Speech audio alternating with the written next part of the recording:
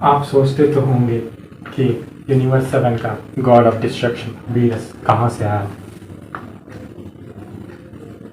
उनका रेस कहाँ से पैदा हुआ और वो कहाँ से आए, और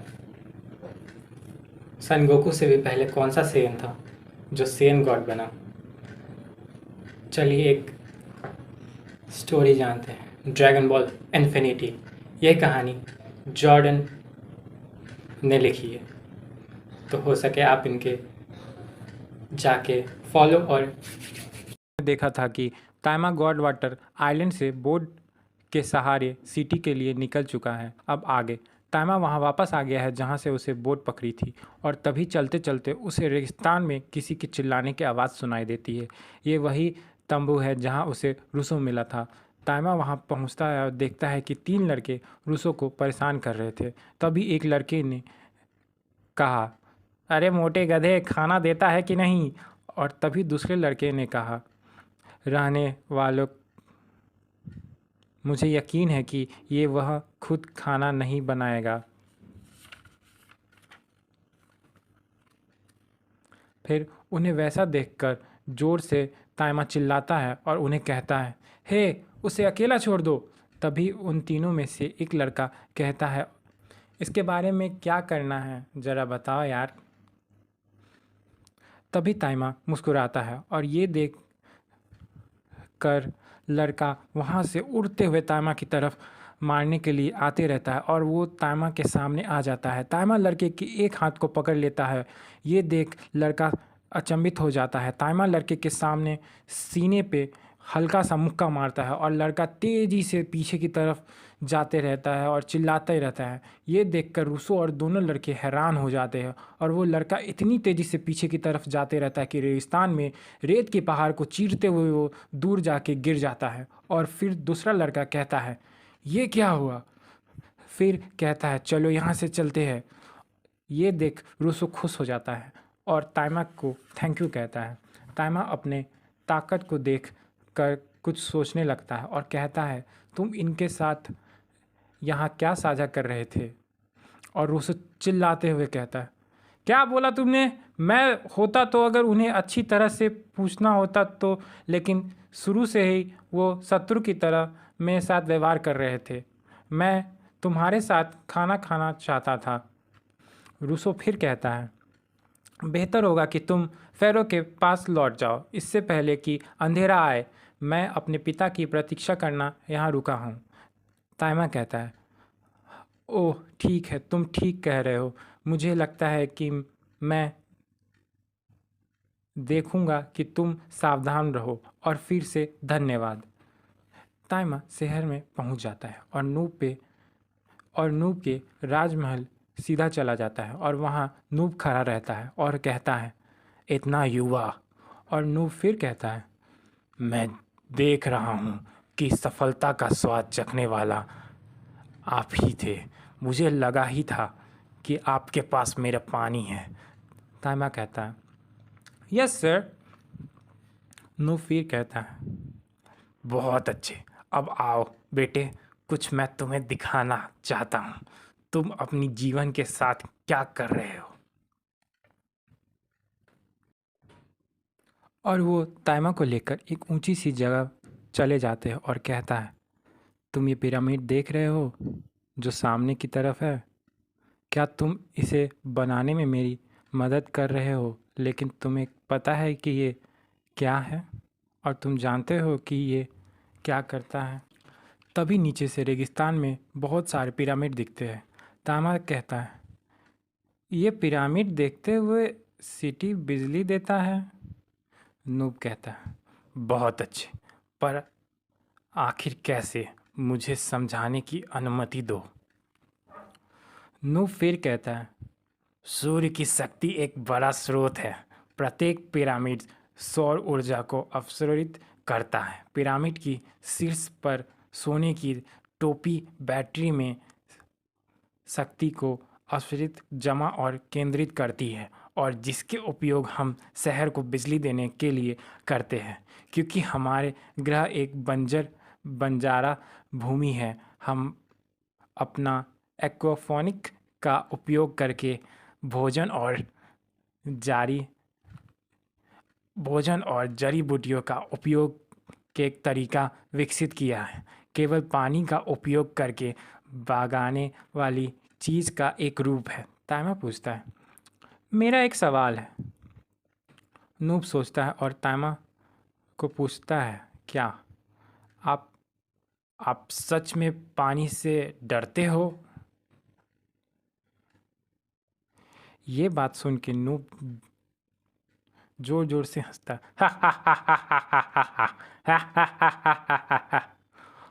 और नूब कहता है, मुझे और नूब कहता है, मुझे हजारों साल पहले पानी के एक बड़े शरीर के साथ बुरा अनुभव हुआ था, इसलिए मैं इससे बचता हूँ। हाँ।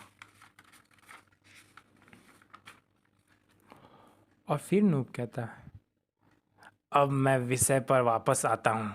इन 7 दिनों के अंधेरे के दौरान जो हम पर है, हम इन बैटरियों का बनाने के लिए सौर ऊर्जा का उपयोग नहीं कर सकते हैं और शहर को बहुत अधिक शक्तियों की आवश्यकता है।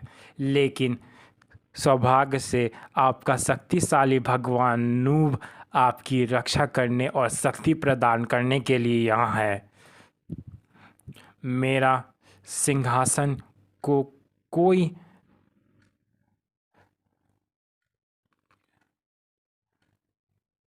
नहीं है। यह एक ईश्वरीय उपकरण है जो मुझे अपनी ईश्वरीय ऊर्जा को शहर के लिए शक्ति केंद्रित करता है और करने की अनुमति देता है। लेकिन इस वजह से उन 7 दिनों के दौरान साहस मैं अपने सिंहासन से बंधा हुआ हूँ। महल के बाहर जहाँ रेगिस्तान में अंधेरा फैल जाता, जैकलस इसके साथ फैल जाता है। यही कारण है कि शहर इन 7 दिनों के दौरान एकमात्र सुरक्षित स्वर्ग है अंधेरे के दिन को। इसलिए इन 7 दिनों के दौरान आपकी सेवा के इनाम के रूप में मेरा महल तुम्हारा है। भर पेट खाओ पियो। अब अगर तुम मुझे माफ़ करोगे तो मैं अपने सिंहासन पर जा रहा हूँ। अंधेरा होने में हम फिर मिलेंगे। और वहाँ से वो जाते रहता है, पर उसके दिमाग में कुछ खतरनाक चलते रहता है। और इसके बाद ताइमा नहाते रहता है और जहाँ एक महिला पानी से गड्ढे में पानी गिराते रहती है तो दूसरी उसको नहाती रहती है। इसे ताइमा बहुत खुश और आनंद में हो जाता है और नए कपड़े पहन लेता है। तो दूसरी ओर 2 महिलाएं नाच और गा रही थी। तो एक और महिला बजाती रहती है और बहुत सारे स्वादिष्ट खाना भी रखा रहता है। तभी ताइमा को उसकी मॉम की याद आती है और दूसरी ओर एक सुंदर महिला बांसुरी बजाती रहती है। और तभी ताइमा महल से निकल जाता है और अपने माँ से मिलने के लिए चला जाता है। और तभी ताइमा अपनी माँ के घर पर आ जाता है और कहता है, माँ आप अच्छी तो हो ना? तभी ताइमा देखता है और उसकी माँ योकीना कहती है, मेरी दृष्टि ने मुझे हमेशा के लिए छोड़ दिया है बच्चा, मैं फिर कभी नहीं देख पाऊंगी। ये बात सुनकर ताइमा के होश उड़ जाते हैं। वो कहता है, मुझे माफ़ कर दो, मुझे माफ़ कर दो माँ, ये बात मत कहो। योकीना के बाहों में ताइमा रोने लगता है और योकीना भी रोते हुए कहती है, ठीक ठीक है बेटा, मेरे पास कुछ है जो मुझे तुम्हें बताना है। तभी ताइमा पूछता है, वो क्या है माँ? योकीना कहती है, शहर में मेरी जगह इसलिए है क्योंकि नूब ने मेरे पिता की हत्या की थी। मैंने यह अफवाह सुनी थी कि मेरे पिता को उस दिन रेगिस्तान में भगा दिया गया था जिस दिन मैंने तुम्हें पाया था। मैं उन्हें ढूंढ रही थी। मैंने तो यहाँ तक देखा था कि जब तक सूरज ने मेरी आंखें नहीं ले ली। तभी ताइमा कहता है, क्या? योगिना उससे बतलाती है कि मेरे पिता एक गौरवशाली योद्धा थे जिन्होंने नूब के गॉडहुड पर सवाल उठाया था। वह नूब के लिए जीवन जल प्राप्त करने और शहर की रक्षा और सरलता हासिल करने के लिए योद्धाओं के एक समूह का करते थे, लेकिन उस दिन के लिए जब गिर गए और हमें गीदड़ को मारना पड़ा, मेरे पिता को यकीन हो गया कि वह कोई भगवान नहीं है। ये बात सुनकर वो घबरा जाता है और सोचता है, ये तो वही बात है।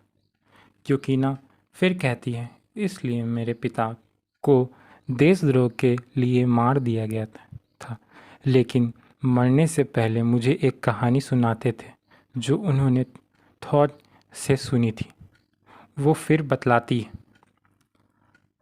हमारे प्रकार और उनके एक ही थे और हमारी किंवदंती के अनुसार हमारी तरह के सबसे बड़े पूर्वज थे। लगभग थॉर के बारे ने उन्हें उसे बिचौलिया में यह साबित नहीं कर सकता है कि वह व्यक्ति नूब है, लेकिन मेरे पास एक बहुत मजबूत संदेश है। ताइमा कहता है, माँ, किसी भी तरह की चिंता न करें, मैं नूब के पक्ष में हूँ, अब बस आप आराम करो। योगिना रोते हुए कहती है, उसके पक्ष होना ही अच्छी बात नहीं है बच्चे। मेरे पिता पहले उसके पक्ष में थे। जितना अधिक आप दोपहर के बारे में सीखे हैं, उतना ही अधिक खतरे आपने अपने खतरे में चिंतित है प्रिय। ताइमा बोलता है, मैं हो जाऊंगा और तुम ठीक हो जाओगे, वो भी वादा है। अब मैं थोड़ा आराम कर लूँ। तभी ताइमा कुछ सामान को सरियाता रहता है। ताइमा शहर के गलियों में आराम से चलते रहता है। तभी उसे एक आवाज़ सुनाई देती है। ये आवाज़ किसी की होती है जो मदद मांग रहा है। ये सुनकर ताइमा उससे आवाज़ के पीछे दौड़ने लगता है और वो इधर उधर देखने लगता है। तभी रूसो के पीछे कोई दौड़ता या भागता रहता है, जिसे देखकर रूसो डरता रहता है। रूसो मदद के लिए मदद करो चिल्लाते रहता है। ताइमा चलते और तभी दिखता है कि रूसो अकेला। तभी ताइमा कहता है, रूसो को अकेला छोड़ दो। 4 खतरनाक भेड़िए उसका पीछा कर रहे होते हैं।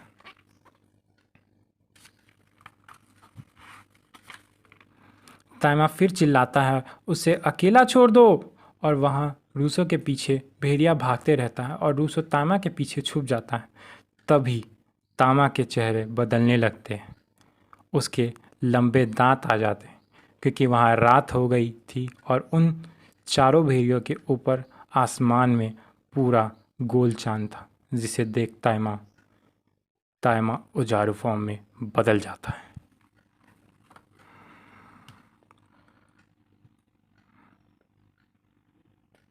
अब अगली बार आगे क्या होता है नेक्स्ट चैप्टर में पता चलेगा। सो अगर आपको इस तरह की और वीडियोस चाहिए तो हमारे चैनल को सब्सक्राइब और वीडियोस को लाइक से और कमेंट करें। थैंक यू, धन्यवाद।